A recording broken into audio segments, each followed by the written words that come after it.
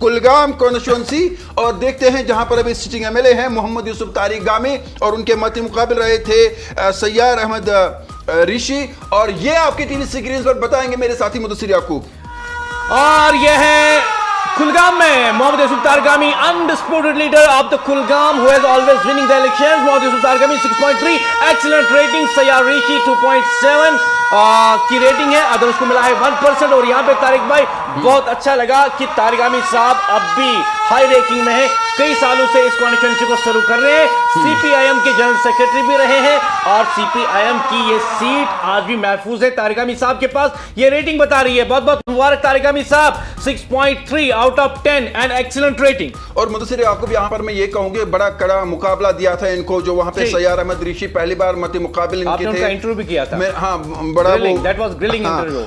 बहुत सारे मैं डर गया था टीवी पे जब मैंने देखा था। बहुत सारे लोगों ने फोन किया था, बल्कि तारिगामी साहब ने भी उन दिनों मुझे फोन किया था और तारिगामी का भी हमने इंटरव्यू किया था, उनकी रिहाई तारिगामी साहब का जी। हाँ, और जब हम मोहम्मद यूसुफ तारिगामी की बात करते हैं तो उन्होंने 33,600 के करीब वोट हासिल किए थे। जो सैयार उनके मत मुकाबिल रहे थे उन्होंने 25,700 के करीब वोट हासिल किए थे। और तीसरे नंबर पर वहां पर मोहम्मद अमीन डार रहे थे जिन्होंने करीबन 7,561 वोट हासिल किए थे। तो नंबरिंग ये ऐसे ही है, वोट हासिल किए थे। लेकिन मुदस्सिर याकूब यहाँ पर ये जरूर मैं बताऊंगा आपको कि तारिक गामी की बात करें तो वो हमेशा वहां पर जो है एमएलए ही रहते हैं और काफी अच्छा उन्होंने वहां काम भी किया। लेकिन मुझे लगता है कि जिस तरह से जो सैयार अहमद वहां पर है, जिस तरह से उन्होंने 26,000 के करीब वोट हासिल किए थे, तो आने वाले वक्त में ये तारिक गामी के लिए मुकाबला कड़ा होगा जी। और ख़वातीन और हज़रात मैं आपको बता दूं, चूंकि मुझे एक इंटरव्यू याद आ रहा है तारिक गामी साहब का, वो जो मैंने उनकी रिहाइशगाह श्रीनगर में किया था, तो मेरा सबसे पहला सवाल उनके लिए उस इंटरव्यू में ये रहा था कि लोगों में तासुर है कि आप